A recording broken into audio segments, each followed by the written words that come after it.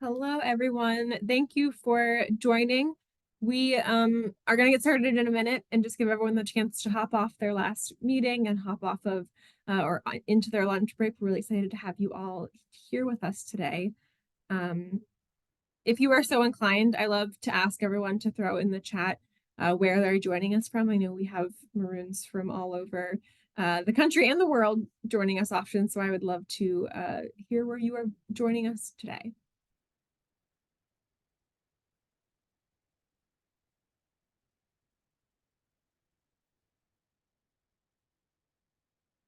Lots of Chicago, Seattle, DC, Greenville, South Carolina, North Dallas. Hopefully you all are, well, I was going to say experiencing a better weather day than we are, but it's actually not too bad here in Chicago today. We are definitely in the upswing of all the cold weather recently.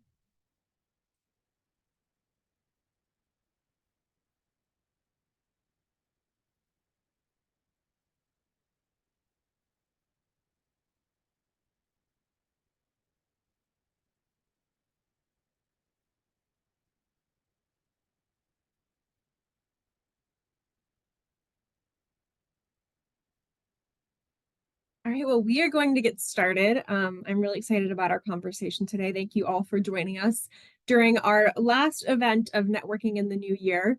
For those of you that this is maybe your first session, we have been making a focused effort this year at U Chicago to start the year off with some networking, some career and industry opportunities to connect our alumni who are interested in talking more about their work, maybe looking for a new career path or a new career plan, and just connecting Maroons with Maroons. So we're really excited for you all to join us today and for us to be in the final event of the year talking today about nonprofit careers, which I think is a particular topic of interest from a lot of our alumni here. I just want to quickly say that, like I said, we are doing a lot of work in building out our communities here based around industry and careers. So I'm going to throw my email address in the chat. If you are interested in talking more about that, please feel free to send me an email. I'm always happy to talk more. If you have ideas, if you have plans, if you'd like to be involved, we'd love to get you involved. Before we get started, we are also going to save some time at the end from Q&A for our wonderful panelists. So please feel free to add your questions into the chat, to the Q&A function as we go along. So we have all that saved up for the end. But without further ado, I would love to introduce our two wonderful panelists. Like I said, today we're talking about careers in nonprofits, so I'm excited for them to share theirs. Danelle and Rebecca, thank you so much for joining us today. I always find it is best when we get to introduce ourselves because we can talk, I think, best about our careers and accomplishments on our own. So Danelle, I'm going to pass it off to you first to start. Can you give us a brief introduction to yourself, the work that you do, and kind of how you got to be where you are right now? Sure, and please pardon me throughout. I have two very active cats in the apartment. I work 100% remotely, so please pardon any cat noises throughout. My name is Danelle Reynolds. I graduated from the college in 2011, and I studied East Asian Languages and Civilizations, which is a mouthful, and Environmental Studies. Moved immediately to China, worked there at the Chicago Center in Beijing. I actually networked my way into that job and did not apply, which is, I'm sure I'll mention it again today, as the program coordinator for alumni and student programs there. Came back to, left China, received a master's degree in comparative and international education, so education policy at Oxford in the UK, and came back to my hometown of DC after getting my master's. Since I've been back in DC, I've worked for some years at two nonprofits.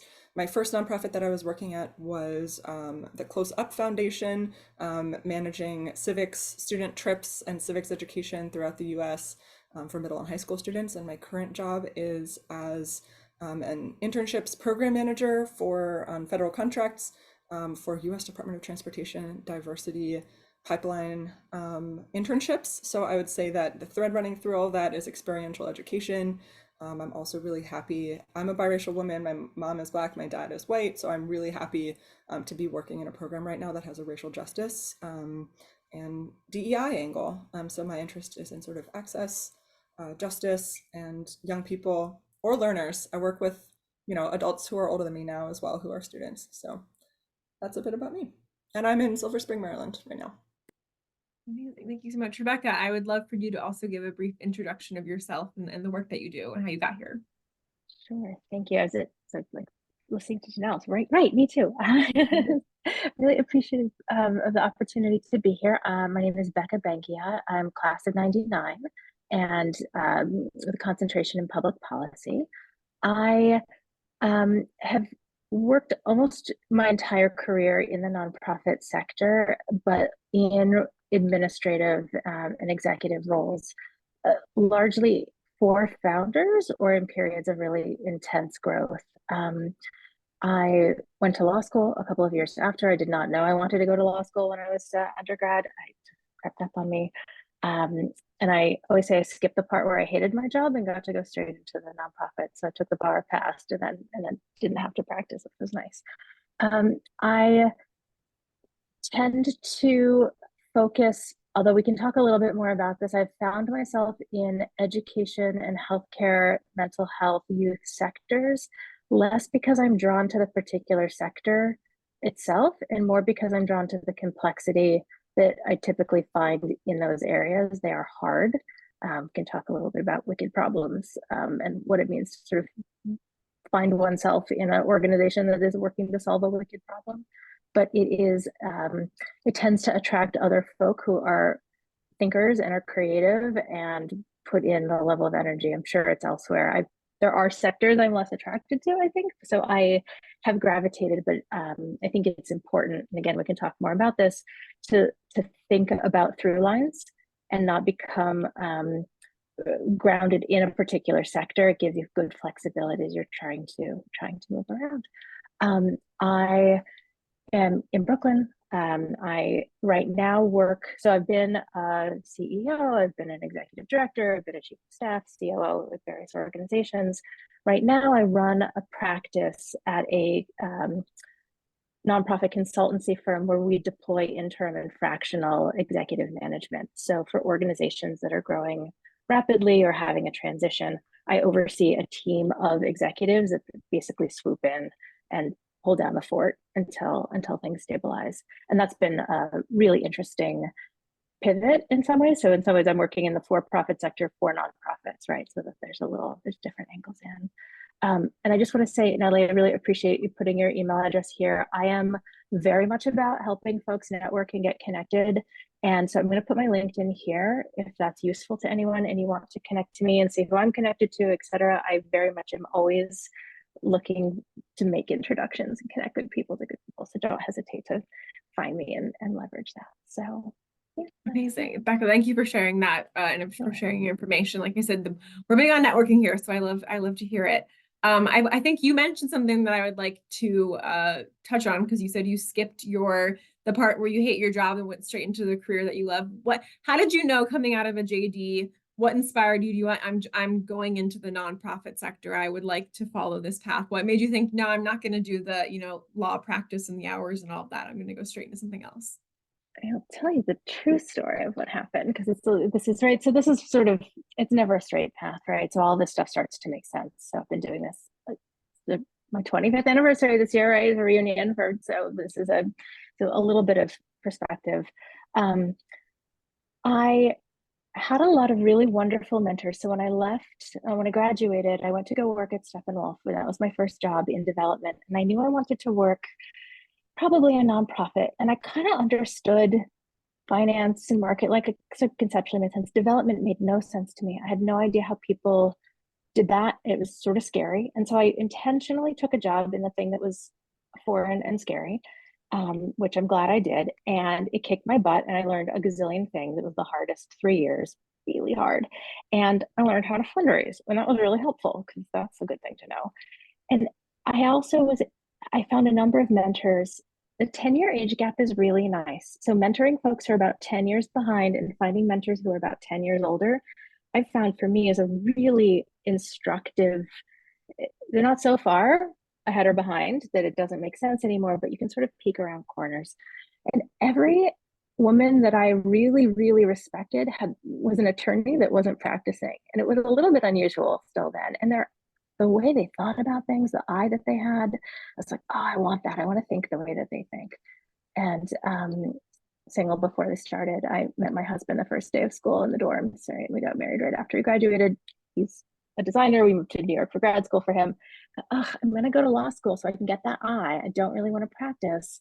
then we're going to come back to Chicago, and we're going to leave New York, right? So, oops, that didn't happen. But it really was, in some ways, a very Chicago I wanted to think the way that I saw people thinking, and that I found that it's been incredibly helpful to have that generalist approach. I considered briefly having, did I want to get a master's in something more specific?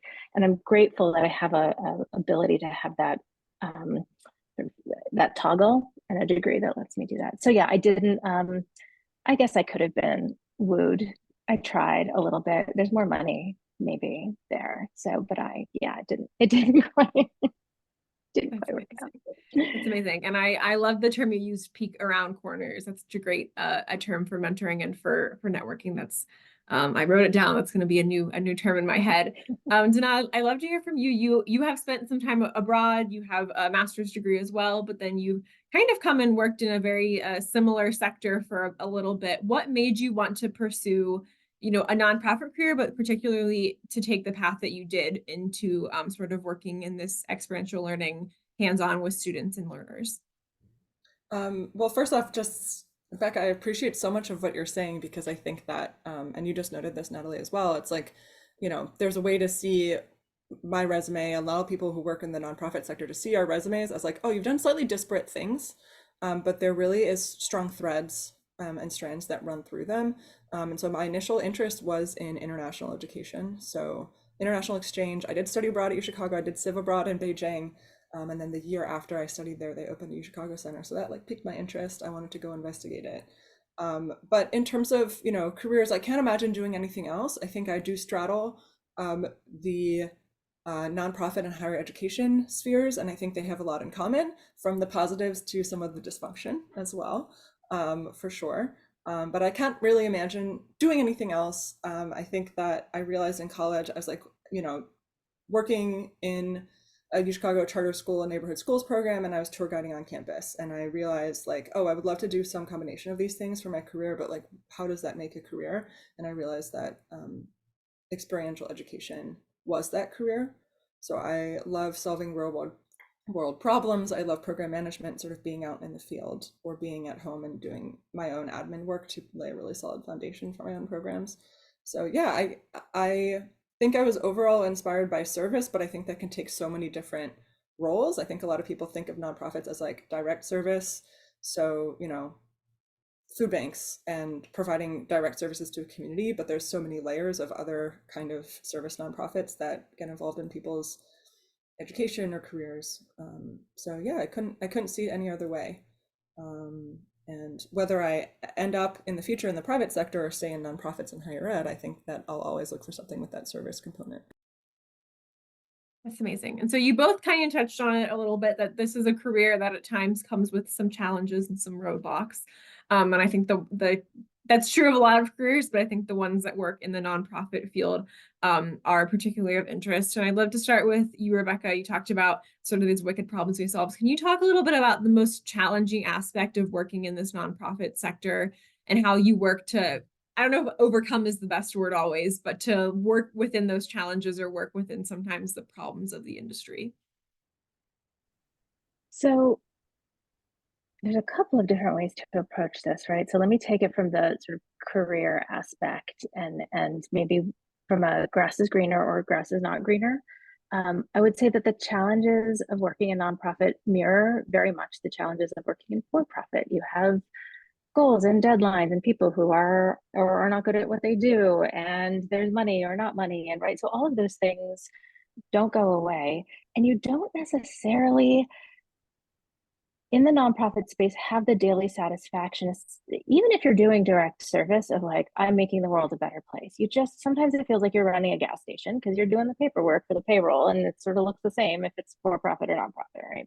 So I think for folks who feel like they're going to have that true gratification by switching sector, it's not front and center in the ways that I often hear when I'm interviewing folks about why they might want to transition. So I actually would caution folks, if you're having those interviews, talking about sort of your drive to make a difference in the universe is good and helpful, but not necessarily the day-to-day reality, especially the person who's interviewing you. So it feels a little bit it can feel a little Pollyanna if it gets a little bit too, right? So I would just, because all the days are days.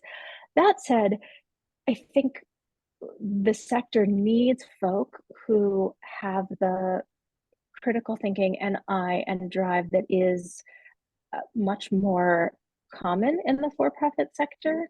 And sometimes there's a perception that things get a pass because it's nonprofit. And that's where I've spent most of my career not giving that a pass, that these are issues that are so complicated and require such careful attention that there is no opportunity to kind of phone it in. And so for folks who think that that's there's ease and a path there, it's a disservice to the work that happens. I would say though that the resources are more scant, right? So you're doing more with less, and the expectation of being able to move mountains is higher, right? So folks just sort of assume things are going to happen. So there's I would say ultimately the challenge is to juggle all of those things, get the best result you can, and keep the expectations in line. It's harder, but just like Danelle said, I work my tail off. I just do. I just work really hard. I can't not work really hard. I've tried to not work really hard. It doesn't work for me. And so if I'm working that hard, I would rather work that hard not to make somebody $1. I would rather work that hard for the work that I'm doing because I can't turn it off. I've just learned that about myself. So it's just like, it makes my heart hurt to have to do it in the nonprofit. Thank you, thanks for sharing. I think that work hard, even if sometimes it's not the thing you want to be doing, is a mindset that I find often through Chicago alumni. So I'm sure that there are people in the audience who are feeling the same. And Danelle, off of that, you talked a little bit about sort of the challenges that could come with working, especially in a sector, like you said, that's nonprofit, a little bit of higher ed, kind of in between the two worlds. Can you talk about some of the challenges about the aspects of the work that you do, and how you, again, overcome is not the right word, but I think work within it or meet those challenges? Sure. Yeah. Building off what Becca was saying, I think that um, in a lot of the nonprofit sector, you're trying to address some kind of societal challenge, and it can be really daunting to not feel that your little work every day, you're like a cog in the machine. Am I really helping? And on a wider scale, is my organization helping? Is my sector doing the right thing? Are there so many issues in my organization or my type of organization that it's not, addressing the right issues? I think that's a major, huge philosophical challenge of any mission-oriented work. But on a like career or day-to-day level, I think the thing that has really kind of gotten me, even at workplaces that I've loved, has been a sort of lack of rigorous structure or management norms from friends who work for, multinational corporations or law firms. There's often set performance review cycles and bonuses and annual raises and targets. There's also pretty intense norms about management. And I think that I have had managers that I've loved in the nonprofit sector and managers that I haven't loved because they're not trained on how to manage. I know that's an issue in the private sector as well. But to me, that's been one of the biggest challenges of this field is that you have a lot of people who are really into the mission, as you noted, but are not necessarily efficiency oriented or good managers. I think that's, again, true everywhere, but there are, an additional challenge is I think there's a lot of strong personalities, myself included, in the nonprofit sector. And I think that especially dealing with that in the management chain, whether you are being managed by or managing them, can also be a challenge. And fundamentally, I think relatively low pay is also a huge challenge that, this is not the sector to go into necessarily at the entry level to make huge bucks. And I think that that's, brass tacks, that is a challenging thing about this sector overall. I think it changes a little bit in management, and there's sort of this thought of everyone has to put in work in the trenches to get there, and that's not necessarily fair. My organization, the Washington Center for Internships and Academic Seminars, my current workplace, instituted a floor for like program coordinator pay recently, and it's not high compared to private sector, but it's way higher than, like, for instance, I was making at my last job as a coordinator. So it's great. I'm seeing a lot of those floors too. It's interesting because I think that that's a tremendous. So things like wage an hour requirements. So understanding if you're exempt or non-exempt and how an organization treats that. There's not a lot of can sort of decide whether or not it's sophistication or sort of a willing sort of desire to look away from that. But one thing that I've also seen that maybe is a difference too, Janelle, you're making me think of the from a stage perspective when it comes to management. Being in a startup is very different. Again, this is the same for than being in a founder transition moment, being in the UN, right? So that there are similarities from a size perspective. And what I find with folks who are often moving and are out is if you don't like the next version of what your organization is becoming, you may want to think about, is it the work that I'm doing here, or is it that size of organization? Am I most comfortable with an operating budget of 5 to 10 million with 50 employees, or do I really want to be at a $500 million organization, or maybe a $2 million organization? They're different, and the issue looks different. You could take the same thing, you could take housing at 2 million, 10 million, and 100 million, and essentially have an entirely different career experience.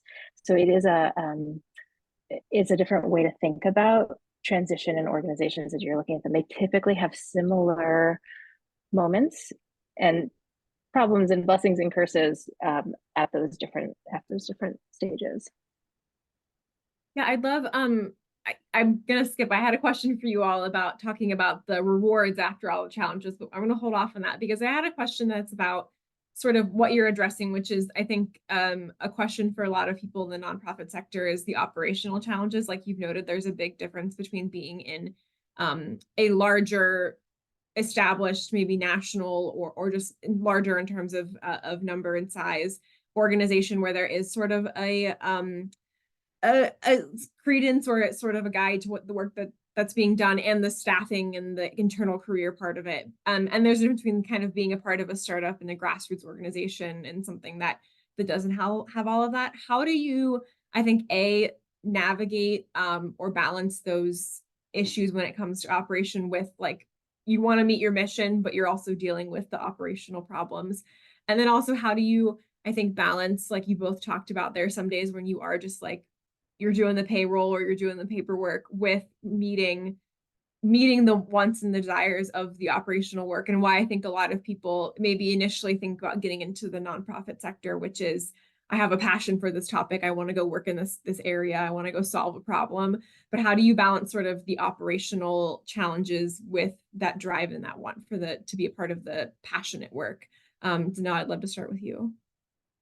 Yeah, sure. I mean, honestly, at the size, and this is so interesting, Rebecca, I think at the size of nonprofits, it makes me realize that, universities are these huge entities.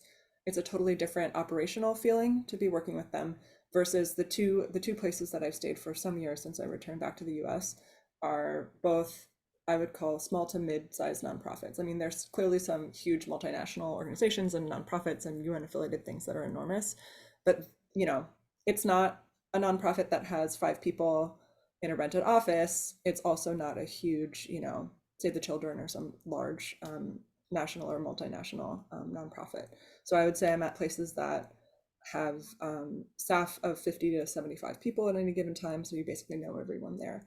I think operational challenges, when you're at a program coordinator level, which I'm sort of like 2 positions out of that, it's not something that you're thinking about strategically, but I'm getting to the point in my career where I will need to be thinking about that stuff strategically and not just seeing like operational challenges on the ground related to, oh, I don't have the resources to execute a certain program in the way I want to, or I'm doing 2 people's jobs, which I think is a very real concern for a lot of like lower level nonprofit folks. I think that sort of returns to what I was thinking about before, is that you have nonprofits that bring together people who want to make change in the world. They don't necessarily have that background in, don't always have like a background in operational success. So I've enjoyed my current nonprofit experience, that my current workplace is always working towards operational change and success and improvement, and hiring more people in the right places to make sure that all our systems are running, that we have good data management, that our HR is solid, that our, communication systems that we're using. We're a remote organization now. We sold our headquarters when I was coming on board. So they were sort of like, is that a deal breaker for you? I'm like, no, I'm happy to work from home and then be in person with students. a number of times a year when I need to. So yeah, I think that at the sort of mid-career level where I am, or like mid-management level where I am, I'm always keeping an eye out for operational challenges and pushing those up the chain and speaking with my bosses about it, while also still having to focus on like more nitty-gritty day-to-day stuff. So I'm not quite at the strategic level where I can be making operational decisions and change, and that in itself can be challenging. But yeah, I think that the size of nonprofit really makes a difference in the types of challenges that you face. And sort of small to mid, a lot of it's to do with resources, funding. Yeah. Amazing. And Rebecca, I'd love to hear from you because I know this is part of the work that you do is you've done some of this in the past, but also now working to support other nonprofits and other organizations as they sort of face some of these organizational challenges and balancing the sort of needs to form an organized organization, which is maybe not the best way to put it, but also to meet their goals as a organization doing nonprofit work. I'm thinking it's like, oh, Danelle, I would love to work with you on this. Right. So there's a different, and Chris, I see your questions in this chat asking about sort of governance between two different entities and fundraising. So I'm thinking about all of these together. When my question, when I go into an organization, no matter what the thing is, that's the thing, does it work and how do we know? How do we know?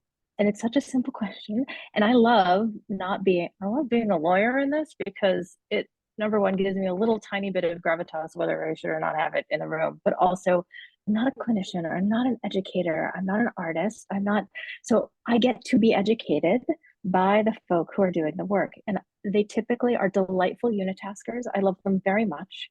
I love psychiatrists. I love artists. They're incredibly good at the thing that they do. They are typically very bad at running things. And it's not their fault. They have all of their energy and expertise and passion in the thing that they do. I like to multitask and I like that other stuff. And so having situations where you put somebody who embodies the work, in charge of the work, often is not the best use of their talent and not necessarily the best way to run an organization. It's something I look for when I go into an organization to see who's running it and have they thought about having somebody who doesn't necessarily, you don't always want the dancer to run the dance company, but right. So the questions around, do folks see what they need to see when they're running things, it is very helpful to have director level, associate level on up inform what's going on, because the other piece I would say is we've all been in the situation where we've done the 2 and the 3 jobs. As you move up the food chain, you don't notice that Danelle's doing 4 jobs in one person because it's getting done and it's really good. And so in fact, you don't even want to break it because you're like, that's awesome. That I don't have to worry about. When Danelle leaves because she gets poached because she's amazing, there's another, right? So then you have to worry about it. But there are ways to elevate that from an org planning perspective that are gracious and not threatening, right? So how do we think about giving visibility, and how can someone who's mid-career help to give visibility to their supervisor from a planning perspective? That's all we want, to be able to see that. So it is, and it's a conversation I think that happens a little bit less frequently because everybody's so in the weeds, but that is the number one. So, and the one thing I will just say about governance, it's a board of trustees. It's not a board of directors for a reason. And it's because the board of trustees is holding the organization in trust in a nonprofit for society. And so they have a fiduciary responsibility to society in exchange for a 501c3 and the benefits, right, to make sure that the organization is running properly. Nobody on a board actually cares to spend, no one's like looking, right? You join a board because you believe in the mission and you want to make some friends and you want to give some money away. So it often is the management's responsibility to hold that fiduciary responsibility to show the board how things are moving. It's different in a for-profit sector because there's revenue typically, and from a management perspective, there's money, right? There's incentive to make sure the organization is doing well. So that is that there's easy to not have a board saying, does this work and how do we know? So that's the responsibility of management. And we can get into fundraising a little bit, but that is very much the responsibility from a fundraising perspective too. But yeah, So yeah, I totally know you're doing the 3 jobs, 4 jobs is like, I've been there too. Amazing. Thank you all. That was amazing. As someone who, on a personal note, has a background, a little bit, a degree in nonprofit management in part, this is very interesting to me to hear in a lot of themes. So I'm really excited to continue talking about this. I said we were going to get eventually to the rewarding aspects of the work. And I think, again, I think there are a lot of people when entering this field, that is a thing they're thinking about is what is like, a moment where I'm like, I have made an impact on a topic I care about. I have made an impact on an organization I feel passionate about. Danelle, I'd love to start with you. Can you talk a little bit about like what the most rewarding aspects of the work that you're doing has been and how you felt that? Sure, and I wanna temper this a bit by saying that I'm sure there's lots of folks in the room who are job searching, whether they have a job they're not satisfied with or want the next thing, or aren't employed right now, and I have absolutely been there, and understand how challenging it is. So this is a little too sunny perhaps for folks who are in that stage between positions or whatever right now.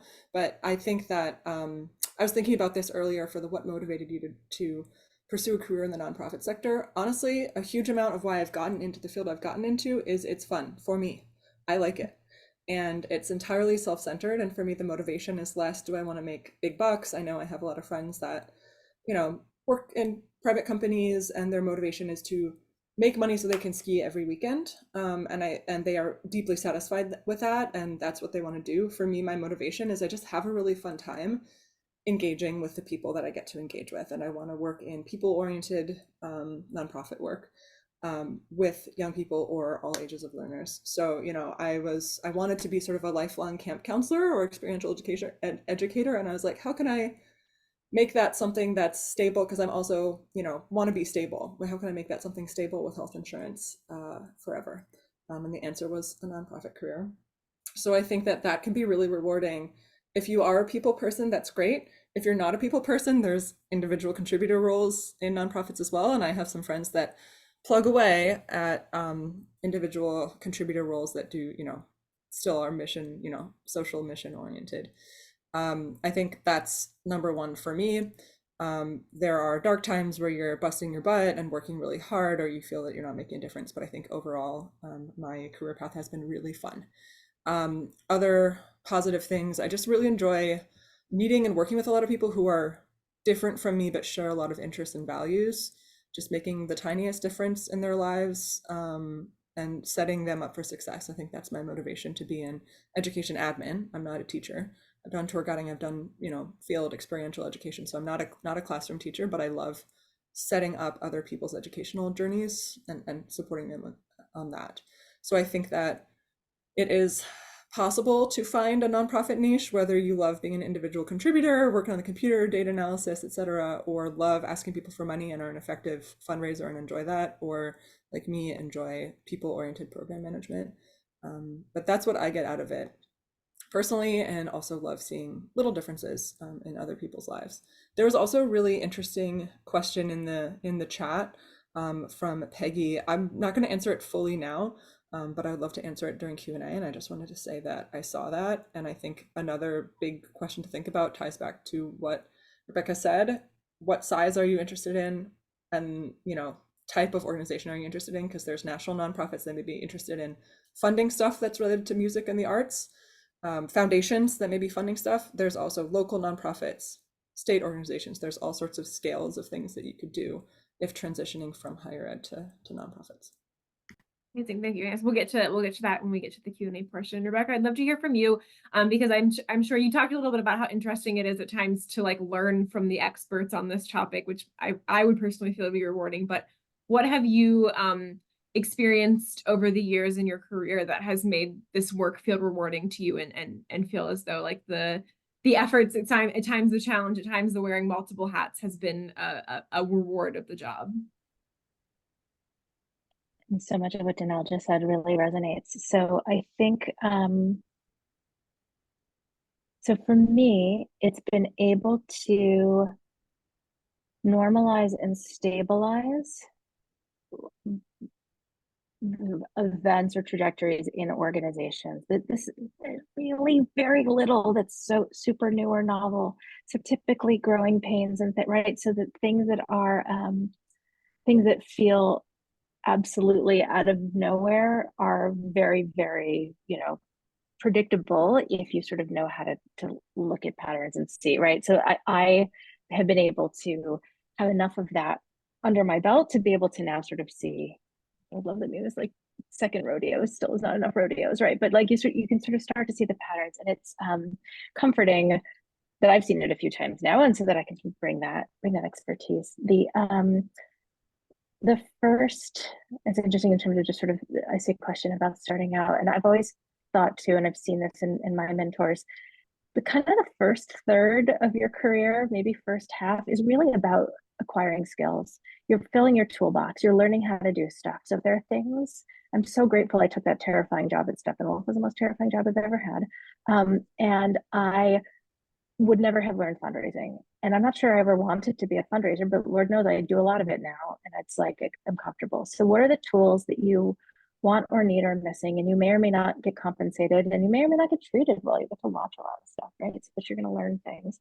And then you start to become valued for your expertise and your thinking and how many rodeos you've been through, right? So, you're sort of taking that and then it transitions. So, from a been there, done that, there is a moment at some point after the first chunk, right? And then maybe there's some grad school in there where you get to start leveraging that. And if you want to move into a management position, that's, and I'm happy to talk to anybody more if they want to sort of think about what that transition looks like. It is a big question though, to Danelle's point about, are you a direct service person? Are you an individual contributor, meaning are you a subject matter expert? Because in nonprofit, there are people who spend their whole careers being subject matter experts and can make a ton of money because they know a lot about one thing that organization needs, but they really shouldn't ever manage people, nor do they want to, right? But you can, in a nonprofit, have a beautiful career as an independent contributor. Or do you want to be a manager? Do you want to run things? And you can run things if you are the unicorn person who was the dancer who wants to run the company, and you have that, just know that you are a unicorn. You don't have peers that have risen the ranks in the same way. And what are the skills that you want to accrue in order to follow that? I am not a direct service person. I thought about being a therapist for half a second, and I am not cut out for that. I am very impatient and just sort of tell people to deal with things. So it's just right from a personality perspective, not great. I am very happy to manage stuff, and I'm a generalist. I know too little about lots of things, so I'm not an independent, right? So, and I had to figure that out.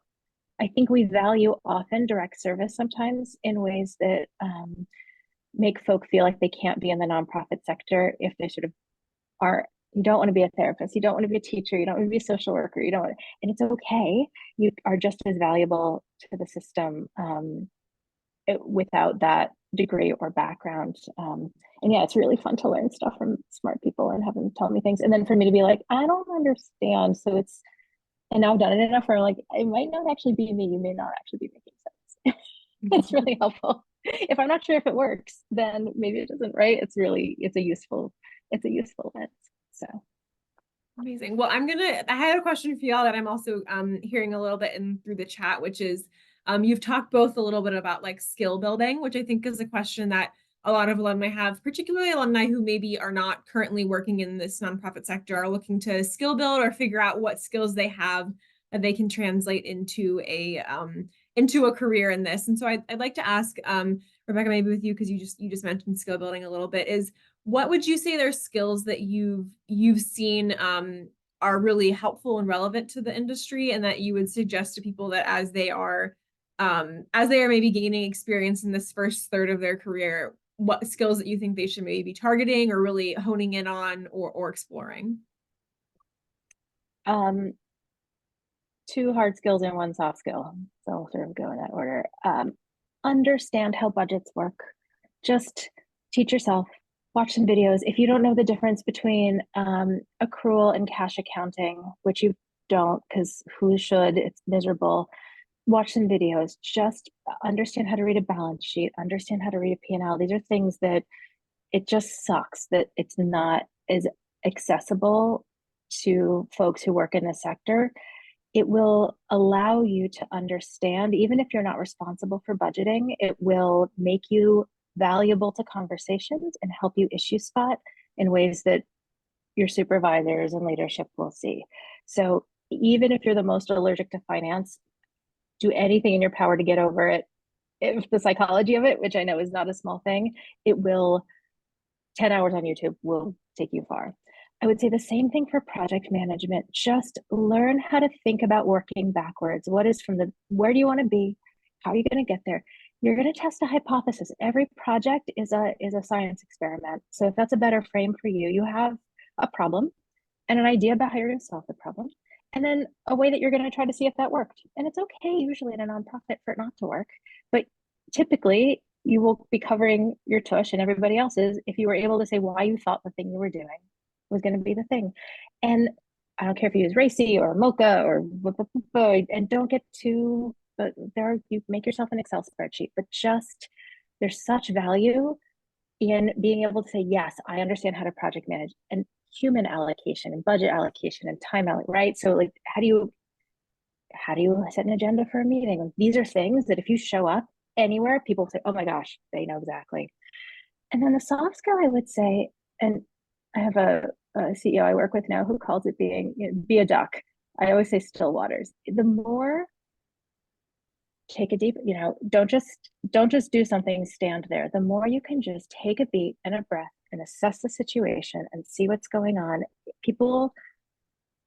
Things go down every day that are going to spin your head in a nonprofit, and the funding didn't come through, or the horrible news article happened, or but right, there's stuff. If you can sit a little bit above it and think and get some more information and ask questions, and don't get spun up, because typically you're with a group of folks who are interested in an issue in a sector who will spin, typically, if they're in this because of a personal stress. Even if you were there, the more you can demonstrate an ability just to be still water or be a duck, that will, everybody wants a cool head in an emergency. So if that's something that you can practice, just you can sort of, and even just bite your tongue for the first 30 seconds and just sort of listen and think, that's huge.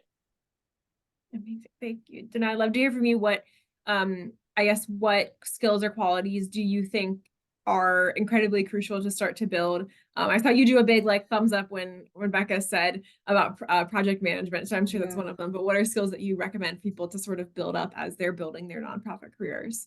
Well, I'm very expressive when I want to be. I just had a big eye roll because Rebecca, the thing you said about being still waters, I am not a still water person.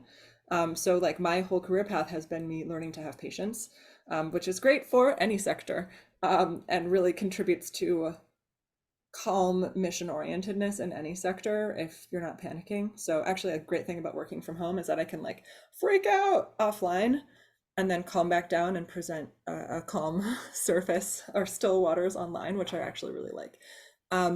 So my big eye roll was I actually had a discussion with a good friend who got a law degree, practiced law for a few years, and then returned to UChicago to be an admissions counselor. I was a tour guide when she was a new admissions counselor, around age 30, having been a lawyer for a couple years and realizing she did not like it and wanted to go back into higher ed. I had a discussion with her some years ago about challenges in the workplace, and she was a UChicago undergrad alum. She came to the conclusion that UChicago does not set us up well to be still water people, in my opinion. It sets us up to question, it sets us up to want results immediately, it sets us up to push boundaries, which I think can all be, and again, this is my understanding from the outside, not having been in a tech startup, but that's can be a bit of a startup mentality. And I think that UChicago sets us up well to be extremely analytical problem solvers, but also thorns in other people's sides. That can be a good thing. And that can also really cause issues in a workplace, especially a nonprofit workplace, where if you're pulling out all the stops and pointing out all the operational issues immediately in your workplace when you join it, that is not going to set you up for success there, even though you're a problem solver you want to go get. So I had to learn that in my career, and that was a hard lesson. Anyways, that just triggering. I so agree with that, with your analysis of the required skills. Project management is something that, honestly, I've had to learn from things like LinkedIn Learning, because no one trained me in that. And it's great. I use Asana software, both because I really need to write tasks down because I spin so many plates. I need to write small tasks down to do, but I also need to plan out projects I'm not the budgeter, but I'm the budget executor. So I need to plan out projects in detail, and that's great. My skills that I think, in addition to what Rebecca said, my skills that I think are useful are writing any kind of data understanding or analysis, even if you're not a software user, which I'm not, but I am able to use Excel and understand data and turn data into writing. Being personable, being flexible, and I also think that something that I don't know much about, but I have a lot of friends and colleagues who do fundraising and board management. I think if you build those skills, I guess, in the first half of your career, it can really help later, because when I'm doing a job search, I've seen so many fundraising roles that I know I don't have the skills yet for and want to learn more about. And you mentioning, Rebecca, first half of the careers for skill building, I'm like, whew, all right, I'm doing it. I love managing. I manage one person now and have managed a few in the past. And I'm like, I will get there to be a higher and higher manager. But for now, I feel that I'm still, even a decade in, I'm still building my skills. Amazing. And I just have maybe one or two more questions before we get to the Q&A section with everyone. I think a question that I've been thinking about a lot is the nonprofit world is often, the sector is often an evolving sector. I think in particular, it involves both in terms of like what topics and what issues are on the table and how they, what solutions we're looking for, but also we've seen in the past few years with COVID, with a lot of other world issues, that is also a sector that sometimes has to evolve and is forced to evolve and change to meet certain needs or meet certain world events or certain situations that are going on. Can you talk a little bit about how you worked, or maybe how hard it is, or what it's like to have to adapt and evolve into different into different ways that this career is, and into different like situations that the sector puts you in? Rebecca, I'd love to start with you. How have you found this adaptation of sort of a sector? So it's sort of part of the joy of the work in a way, is that it's a moving target. One thing that might be interesting for folks to think about are careers that are adjacent to the work. So thinking about funder landscapes, for instance, what does it mean to work funder side? That is a way to make an impact and to have uh, to require what you think is or isn't going to work through funding streams is a powerful mechanism. And so if folks are intrigued by that, it is often a difficult career shift to make later in one's career, I would say.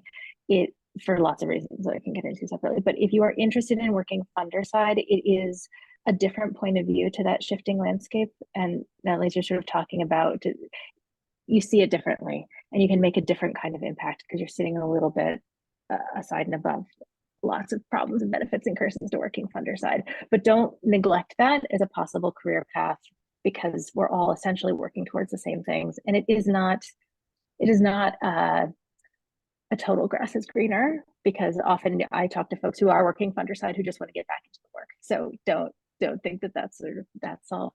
But the other piece I would think a little bit about are finding opportunities to connect through either sector. Sector is important, but it's more interesting to be the interesting person in a room. So if you're thinking about addressing larger issues around climate and you're doing housing, hang out with the climate people a little bit. There's opportunity there, both from a funding perspective, right? So if you're in a room full of it's harder to have to see the bigger picture and to potentially get new ideas and attract interest. So think about what's adjacent to, or sometimes it's stage, or sometimes it's what does it mean to do data analysis? So that cross cuts. How do you learn about with your peers? So there are just lots of ways to be able to, again, peek around the corners a little bit that gets you out of sector or out of degree type. And those sometimes are the least interesting circles to play in, because you're just with your people. So that's not fun. Amazing. Thank you. Thanks so much, Danielle. How would you say, because you talked like, right, your company moved to a virtual place, which I'm sure is an adaptation that a lot of nonprofits have taken on, the world of higher ed, the world of education in general has been an industry that I feel like has adapted a lot. How have you experienced sort of the adaptation of the field and worked within sort of an like a moving target, like Becca said, a moving target in a career field? Yeah, I think there's, just taking a global view, I think that my interest was in international student exchange, specifically access to international exchange, people coming into the US, US students going out into the world, and access to that. What happens if we give people funding for that, whose parents, they might be the first in their family to finish high school or go to college, their parents can't fund it. What happens if we give those folks money and they can go on a program abroad? And that's definitely, to make it political, it's an Obama era idea. And I sort of came of age in the George Bush and then Obama eras, and wrote my master's thesis about funded organizations that were getting essentially government funding to send young students, high schoolers, from cities and rural areas to China for high school exchange. So I think that things like funding, political administrations can make a huge difference in terms of funding for certain types of nonprofits, certainly in the international sector, things like people-to-people exchange, international exchange, AIDS work, maternal health work, all sorts of different international scope work, political stuff over my lifetime. I have watched it make a huge up and down impact on funding and the tenor of those sort of fields and what's going on internationally. Taking it sort of domestic again, COVID definitely quite changed the higher education field, and I think a lot of things are snapping back to how they were before. But I think one thing that I really hope is a permanent change is that workplaces in the nonprofit sector realize that you don't have to be in person to provide great work. I think it's accessible for people who are disabled or can't leave home or are taking care of someone at the home, whether that's a kid or someone older or partner or whatever. So I think that hybrid or remote work is key. My organization was transparent. They were doing it to cut costs, and I think that's great. And they have a new president as of when I was hired, around the same time. She came on around the same time, and we have reoriented costs from maintaining an office to paying people better and growing our programs. And I think that has been incredible to watch that organizational change, like as a staff member, and I've just loved that. So those are two changes. I think on a personal level, staying flexible, staying open to that, and realizing that sometimes change can be negative, but sometimes it can be really mission oriented and positive, and that has been awesome to see in a case study of my own organization. Yeah. Amazing. Thank you.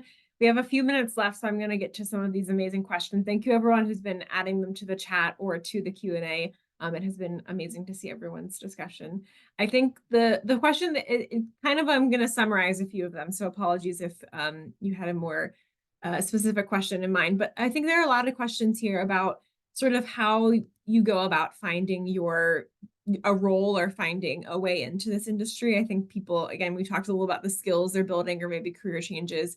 Do you all have advice for anyone who's looking to find a role, whether it's entry level, whether it's into management, and sort of making the transition from a nonprofit career and into this industry? Becca, I'd love to start with you. Perfect. So, and I just want to clarify, I saw in the chat, I was speaking specifically about later career transitions from the nonprofit sector into the funding sector, that that is a little bit bumpy. I don't think transitioning into the sector generally is the bumpy part. So that is and it's a nuance, but it is often a grass is greener. Oh, I want to be funder side. Oh, I want to be program side. So that's what I was talking about there. I think the things that we've been talking about are important to highlight in your sort of unique skill set. So I love to see cover letters and resumes, and I am happy to look at cover letters and resumes. I do it through CAPS, or it's not CAPS, through whatever it's called now. I was one of the first METCAF, and I was the first METCA in the first class back when there were 8 of us, and we legit didn't know if this program was happening. So I love nothing more than to be helpful there. So just find me, send me stuff. You're uniquely qualified because you have a Chicago connection. Your brain works well. I don't really care that you have experience or not in a particular sector. I care that you have interest and experience in the sorts of things that we've been describing and that you can bring to the organization. So things that you've done well in the outside sectors translate beautifully, and that's okay. You're allowed to talk about that. Don't spend too much time telling me how much you love the particular issue. It's important to note that you have some affinity, but I will tell you having worked in the mental health sector for a while, the internal conversations of folks who use personal experience as a criteria and then regret that in hiring, they just couldn't stop crying during their first interview how great. And I was like, oh, really? Like, appropriate signaling that you have investment is fine. Don't feel like you either have to overdo it or that you have to sort of have that. You're allowed to be interested in the topic even if you haven't had a personal experience in it, right? It's okay. And then I would say, please work your networks. Chicago's just doing a beautiful job anyway. It's a heck of a lot better, I feel like, every year. And there are people who want to be helpful. So if you don't have your 10-year older or so person, see if you can find them, and then find somebody 10 years back and help them out too, because they're looking for it also. But that will go miles, and people want to be helpful. So don't forget that as a resource. Denia, there was a question earlier that we were going to get to that was a little bit about this, about finding careers that are into the education world as well. But what was your advice for everyone as you're looking through? You talked about looking at job postings and seeing what's out there. What is your advice for those that are looking for opportunities into this field?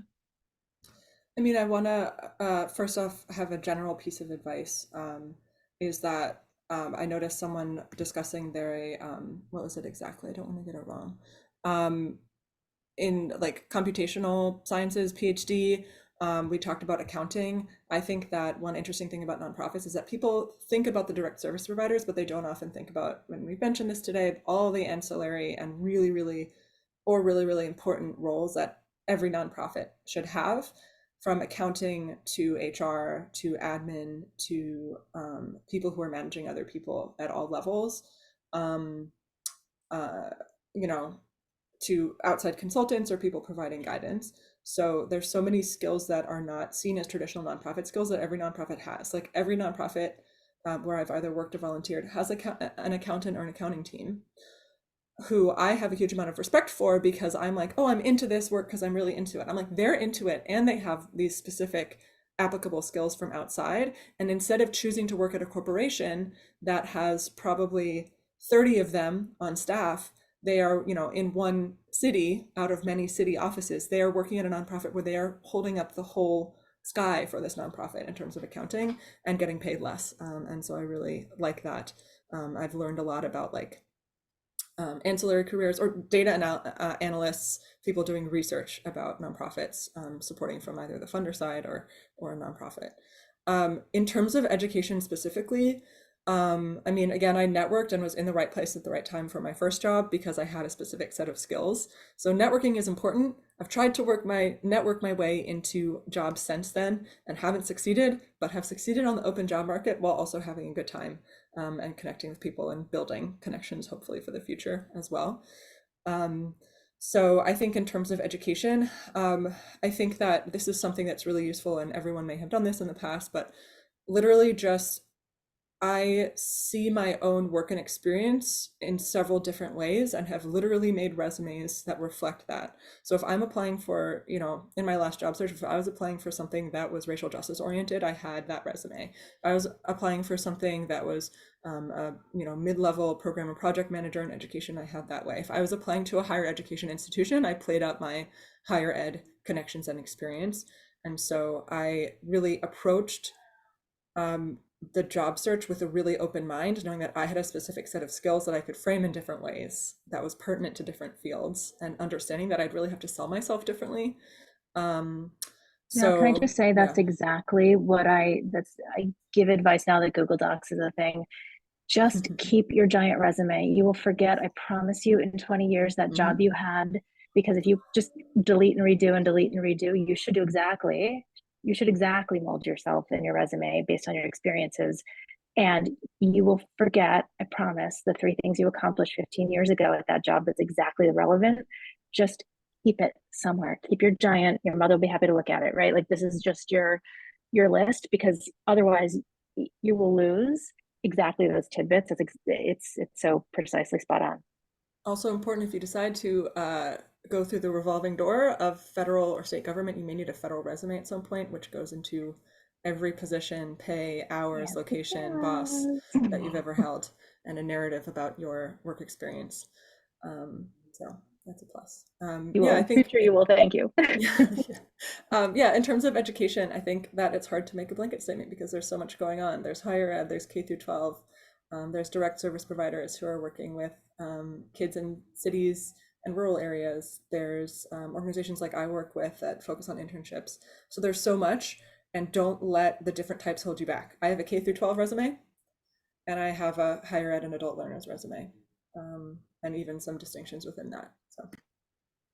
Amazing. Well, we are out of time, which is sad because there are so many great questions and conversations that we can continue. So I hope everyone takes advantage of the links that were shared in the chat to connect on LinkedIn, and I will make sure to share this recording as well as those links out afterwards. I want to thank everyone for joining us today, but particularly want to thank Becca and Danelle for sharing their expertise, their advice, and everything with us today.